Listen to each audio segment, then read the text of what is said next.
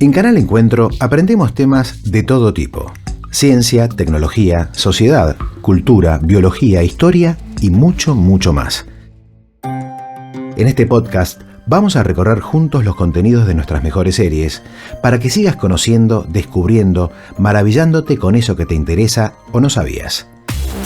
Mi nombre es Carlos Santamaría y les doy la bienvenida a Aprender Más, el primer podcast original de Canal Encuentro.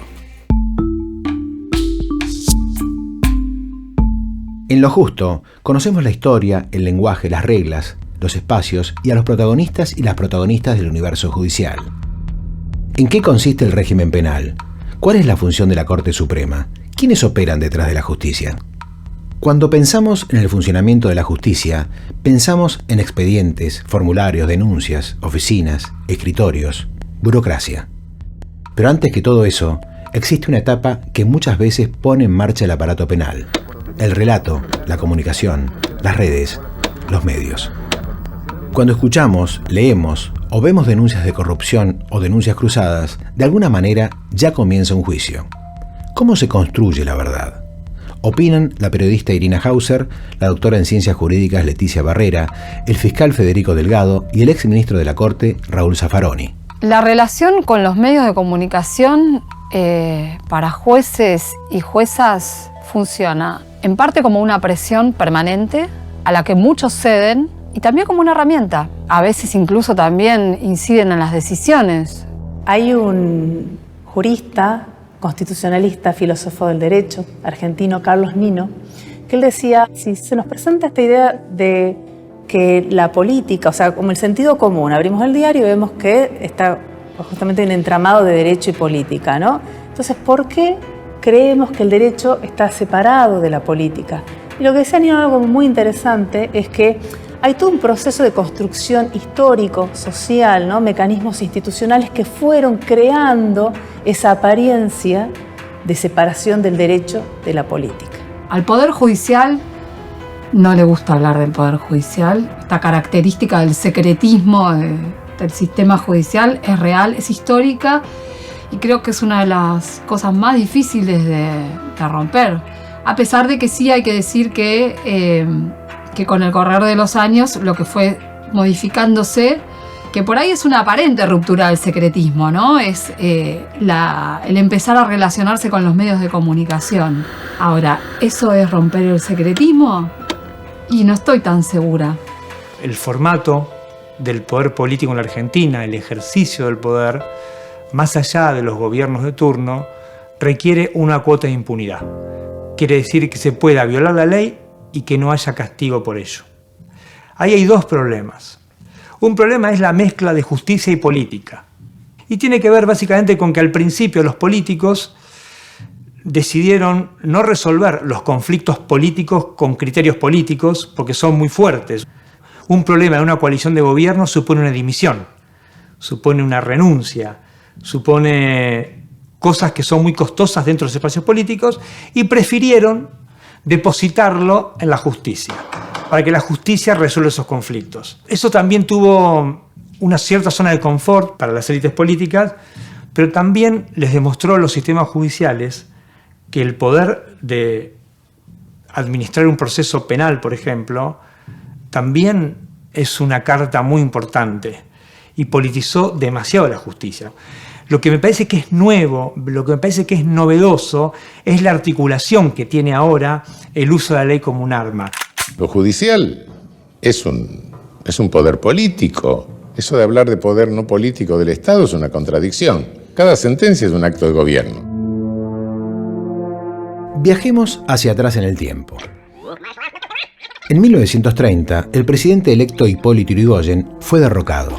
En ese entonces, la justicia confeccionó un documento conocido como la Acordada del 30, en el que apoyaba al régimen de Uriburu, alegando defender la paz y el orden. Era el inicio de lo que más adelante se conocería como doctrina de facto. El fiscal Federico Delgado y la doctora en Ciencias Jurídicas Leticia Barrera. La Corte de 1930 no pensó en las consecuencias de su acción. La Acordada del 30, esa acordada infame de la Corte Suprema, marca un punto de quiebre, de ruptura, e inaugura una tradición nefasta, ¿no?, de convalidación justamente de las medidas, de accionar, digamos, de gobiernos ilegítimos. Porque lo que hace la Corte ahí se anticipa a cualquier planteo judicial, a cualquier caso, diciendo algo así como que los particulares no van a tener éxito en cuestionar este nuevo régimen, porque lo que está haciendo este régimen detenta la fuerza, o sea, tiene el poder porque tiene la fuerza. En nuestro país, la justicia fue concebida para custodiar una determinada interpretación de la ley que es compatible con los intereses de la élite política y económica que fundó el Estado Nacional. Entonces tuvo una presencia muy fuerte en todos los quiebres de la Constitución que tuvo la Argentina. En 1958, unos años después del golpe que derrocó al gobierno de Juan Domingo Perón, se creó por decreto la Comisión Nacional de Investigaciones. Su objetivo principal era investigar y reunir datos que llevarían a cientos de causas y expedientes contra el gobierno saliente. Llenaron casi 200 metros de estantes en el Archivo General de la Nación. Hoy no se dan golpes de Estado muy clásicos, no son ejércitos, no son militares, se dan golpes de Estado soft, destituciones a partir de y persecuciones que ya no se hacen poniendo personas a disposición del Poder Ejecutivo, sino que se le inventan procesos. El expresidente Rafael Correa fue condenado a 8 años de prisión. El juicio político al presidente del Paraguay, Fernando Lugo, a quien se responsabiliza por una masacre ocurrida la semana pasada en una hacienda. El proceso que culmina con la destitución de Dilma Rousseff comenzó con la denuncia de 3 abogados que acusaron a la presidenta de hacer trampas con el presupuesto. El expresidente de Brasil, Luis Inácio Lula da Silva, fue condenado por el juez Sergio Moro en una causa por corrupción pasiva y lavado de dinero. En la actualidad, y desde hace varios años, aparece una palabra que se repite una y otra vez: lawfare, literalmente guerra judicial o guerra jurídica. La ley como arma de guerra. ¿Qué bandos se enfrentan en esta batalla? ¿Cómo se utiliza el aparato judicial? El abogado Alberto Beraldi, la periodista Irina Hauser, el especialista Andrés Gil Domínguez, la interventora de inteligencia Cristina Camaño y el abogado Manuel Garrido.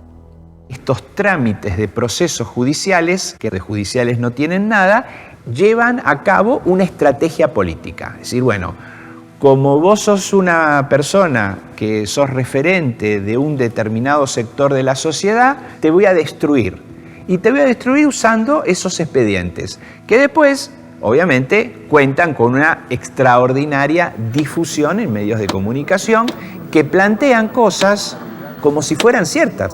Cuando yo empecé a hacer periodismo judicial, un dictamen de una fiscalía por ahí pasaba inadvertido, no era nada.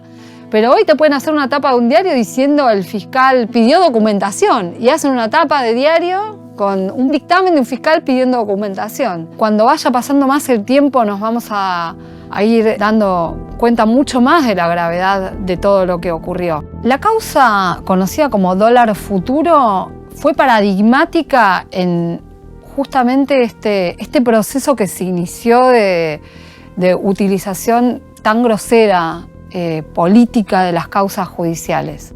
Es muy común que previo a actos eleccionarios, ya sean nacionales o parlamentarios, se juzgue o se intente utilizar vehículos procesales, causas, denuncias con una finalidad política. La causa del dólar futuro es un ejemplo paradigmático de esto. Es decir, ¿qué hicieron? 2 diputados, que en ese momento eran de la oposición, formularon una denuncia diciendo que desde el Banco Central se estaban vendiendo dólares a un precio irrisorio. Bonadío tomó este expediente y empezó a desarrollar una, comillas, investigación con finalidad ofensiva, es decir, de persecución. La causa se inicia con una denuncia el 30 de octubre del año 2015.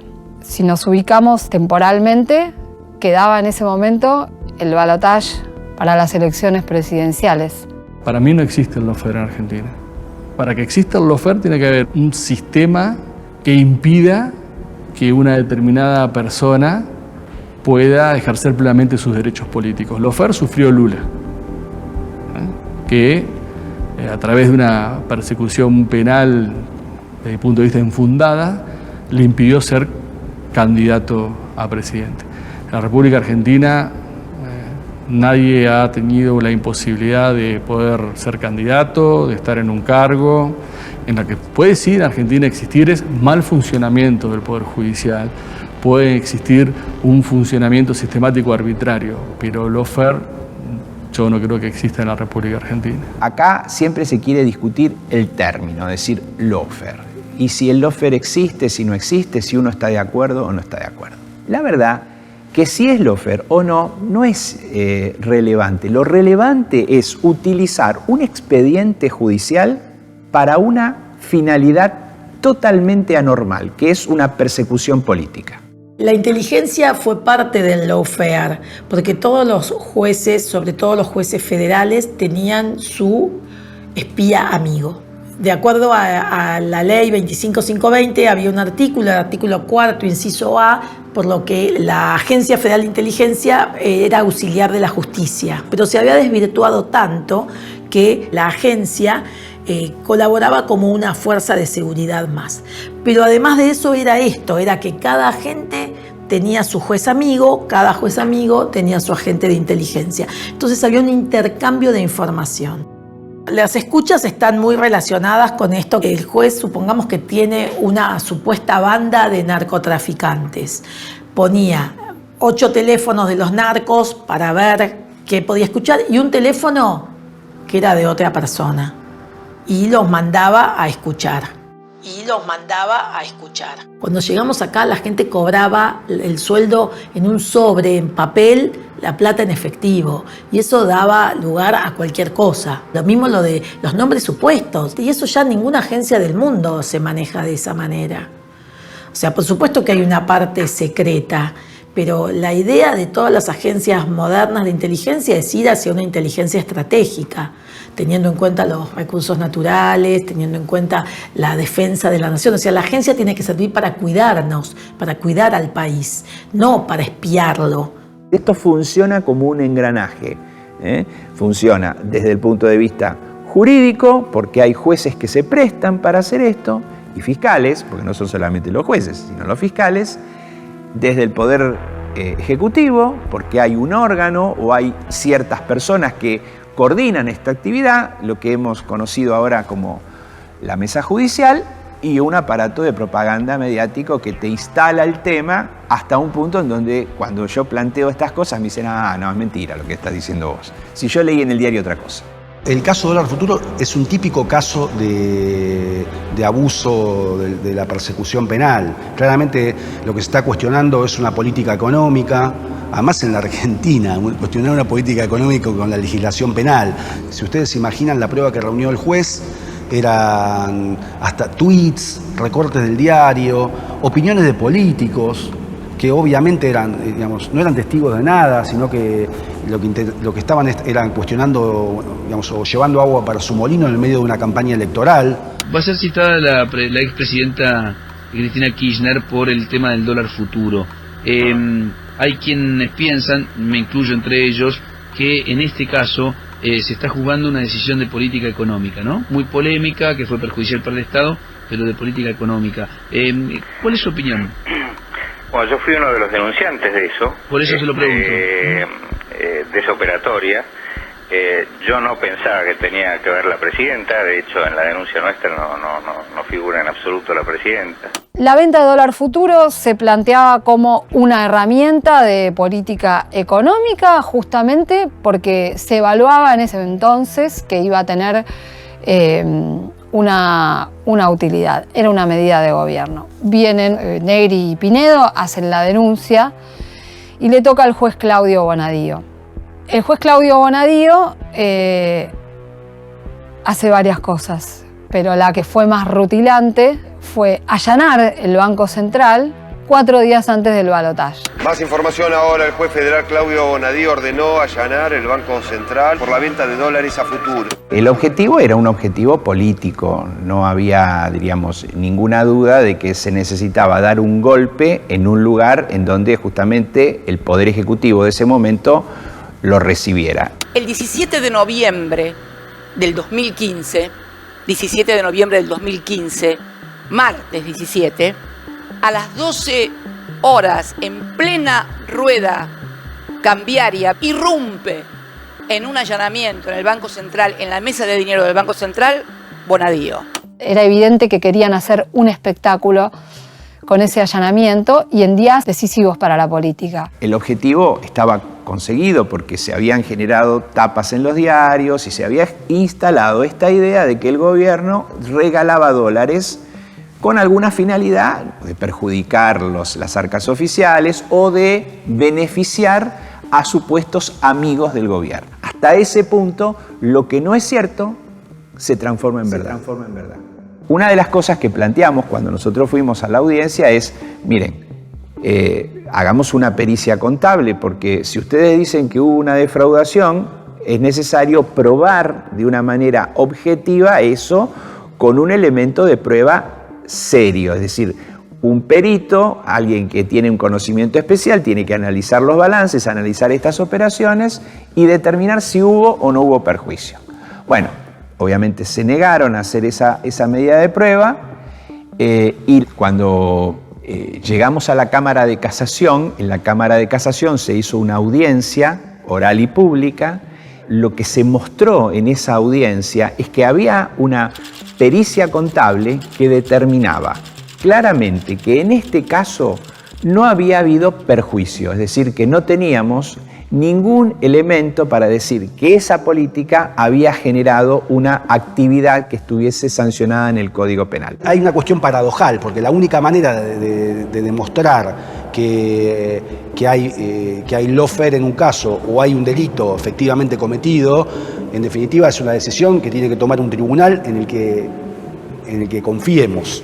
En la Argentina existen 3 justicias: la justicia federal, las justicias provinciales y Comodoro Pi.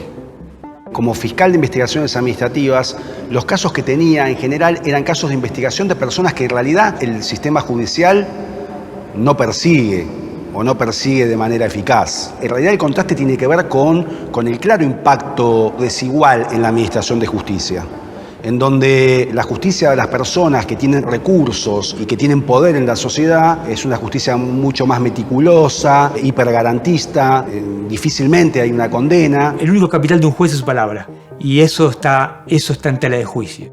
El juez fallecido, Carlos Fait, inventó una palabra que para describir un poco este funcionamiento especulativo, sin decirlo obviamente. Él decía que aplicaban la cronoterapia.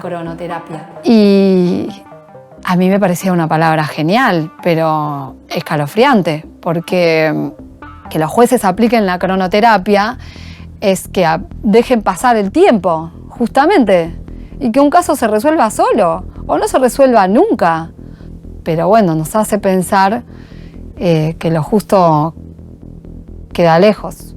La justicia puede ser una solución o una herramienta para otros fines.